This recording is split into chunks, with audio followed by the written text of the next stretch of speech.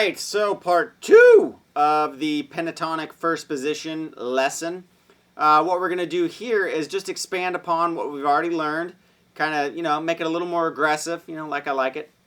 But always click the links below. Marty's got killer stuff, like I keep telling you every time, so make sure you do it. Let's get to this lesson. All right, so we started the other lesson with the Chuck Berry. We also had the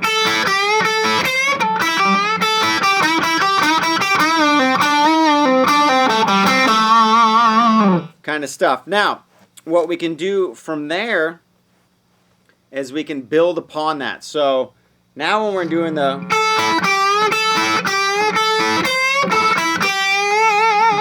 say right there, let's add in a little bit of the major sound just for a split second, and then we'll bend our way back into the minor. So what we're going to do that is a half bend. So we got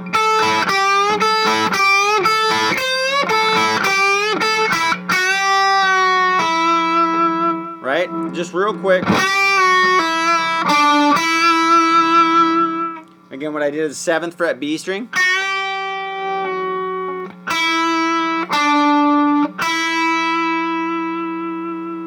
And then we can resolve, let's see.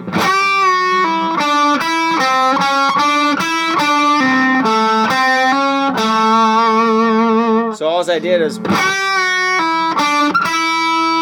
I walked chromatically from G on the G string rather, 5, 6, 7, and then I went back to the 5th B, back to the 7. G. So we got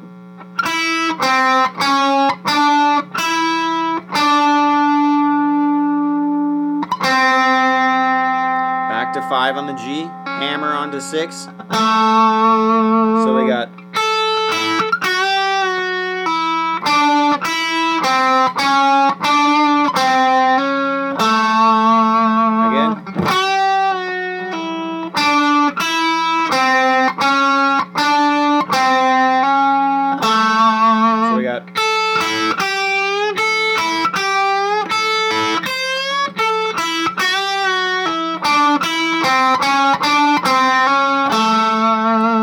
back into resolving into an A chord. Even if it's minor,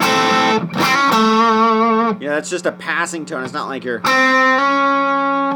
going to it. It's just a real quick.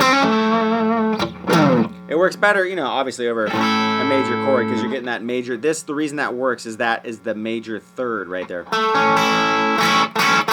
If we wanted to keep it in a minor context, we would hit that note. So it could be.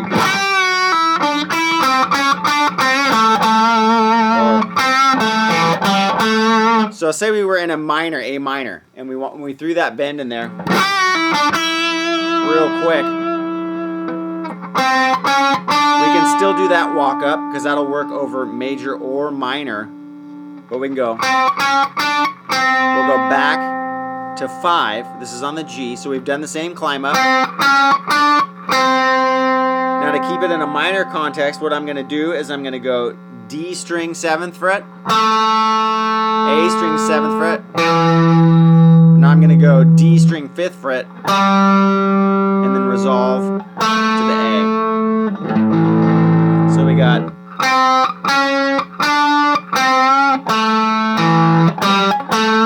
So we got the whole thing all together would be.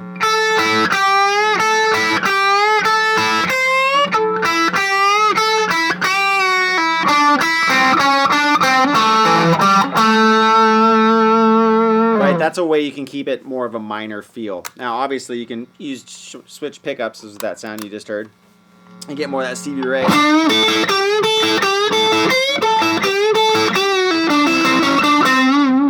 You can really get that Stevie Ray effect by just adding the vibrato.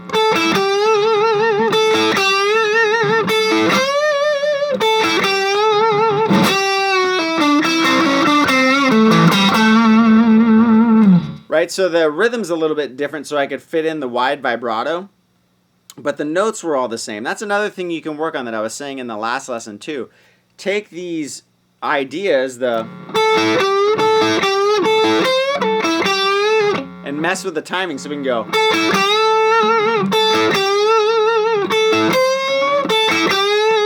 Now it's the same thing I just did, but I just totally changed the time and the rhythm of the notes. That way it totally changed the feel. So always experiment. That's one thing that is really great about players like Stevie Ray Vaughan or Jimi Hendrix, is they'll use the same, they'll stay in the same little spot, but they have infinite variations on the little bends and the inflections and the vibrato and the actual rhythm of the notes that they're doing. So you're not just going...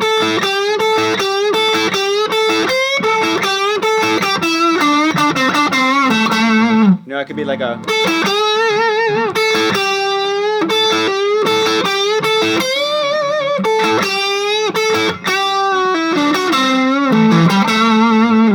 and just working the notes. So spend a lot of time playing with that. Now let's get back to some other style riffs. Now what you can do also on the lower strings is you can slide into riffs that will resolve. So as you're coming back to, we know we're playing an A, so as you'd be coming back into that A chord, you can slide into a riff in this first position that'll be outlining that chord. So what I did is I went from A string 5th fret, slid to the A string 7th fret. Then I went down to the D string and went 5th fret, 7th fret, and then went down to the G string 5th fret. So altogether we got...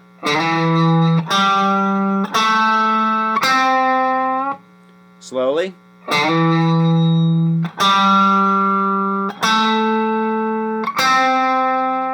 And now what I'm going to do is I'm going to go 7th fret D, 7th fret A, and then I'm going to outline that chord and land on the root note, which is the A note right here. So I'm going to go 5 on the D to 7.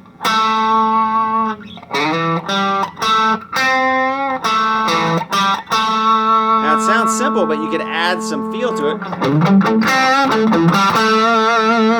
So what I did there is I started in and I used palm muting. You know, I know you guys, a lot of you are familiar with the palm muting, but it really comes into play and it sounds really great with solos because it can really make those notes you want to stand out really jump out when you're playing with a band. So the muted would be more of almost like a rhythmic feel to the drums or whatever, and then you want that one note to really punch through. And then I use those other notes on the outlining the A minor chord, this A note right here and the E note muted, and then I came back and then really brought home the resolve note. Right, so muting is another thing that'll really change up a lot of the riffs. So right there, you know, I did the same riff we were always doing.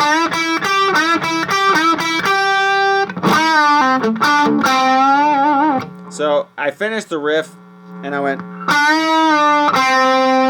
so that's 7, up a whole step. Ended on 5 on the G and then went, so I went 7 on the G, 7 on the D, 7 on the G again.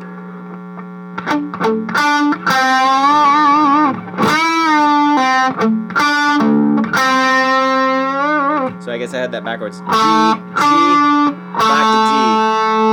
And then instead of just coming straight here, I actually bent the 5th fret up a whole step. I pinched that from Van Halen. He does that all the time. So I got...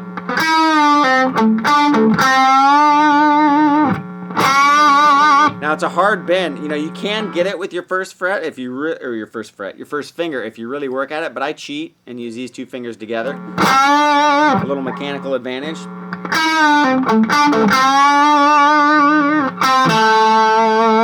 And then you can resolve back that way, or you can land. Now another thing you can do is you can add the harmonics, so you can keep the riffs the same.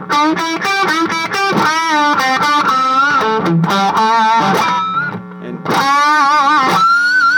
just add add the harmonics. And what you're doing there is you're just doing the pick and the thumb skin, and you're hitting those together on the string at the same time. So you can take all these simple riffs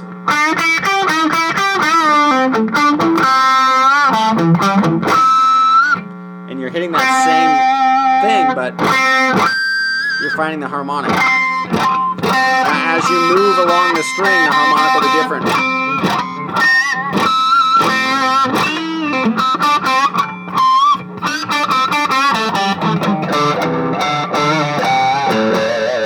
Now, obviously, it helps to have a lot of gain.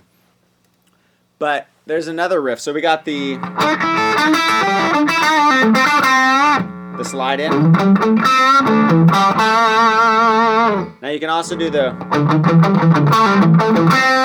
So what we're doing there is I'm doing the same kind of thing we did down here on the G string, where I'm just going 5, 6, 7.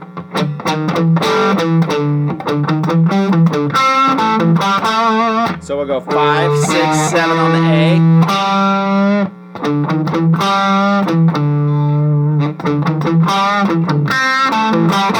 So we're going 5, 6, 7 on the A, down to the D fifth string,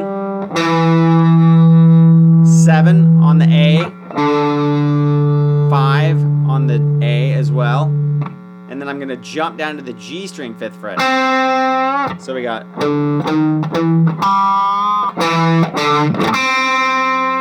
And then I'm going to go 7 on the D, 7 on the A, and then I'm going to go 5 to 7 on the D. So we got...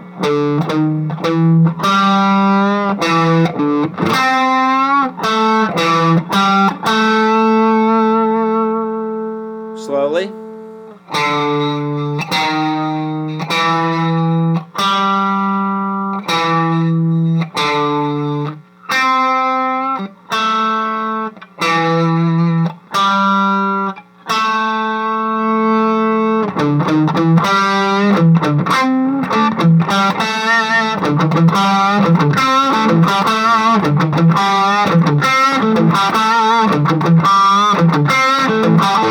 Now, if you notice, when I'm hitting those notes, I'm just tweaking them, pulling them down just a little bit.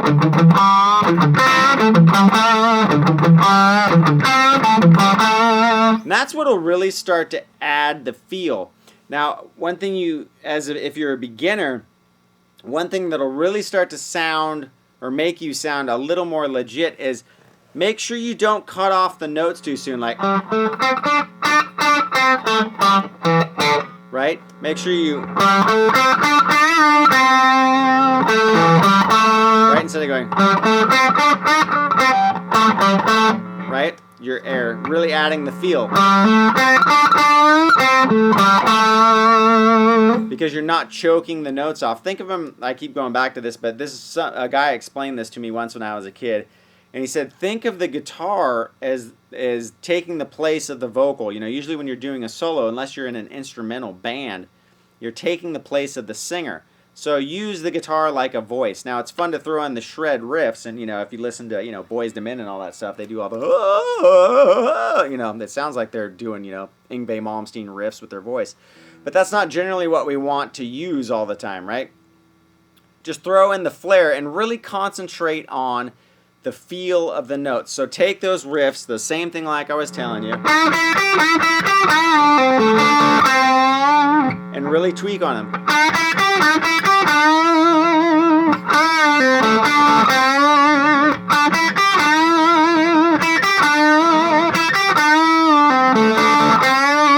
See how many different ways you can take one of those same riffs and change it around.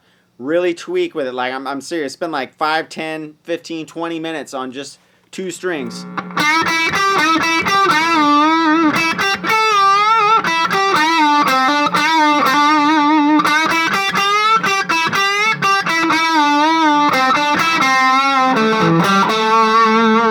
then throw in the, you know, the extra strings that you're not supposed to at the very end. All right. So, as always, thank you so much for watching. Start riffing. Don't be afraid to stay in one spot and have some fun. All right. Catch you next time.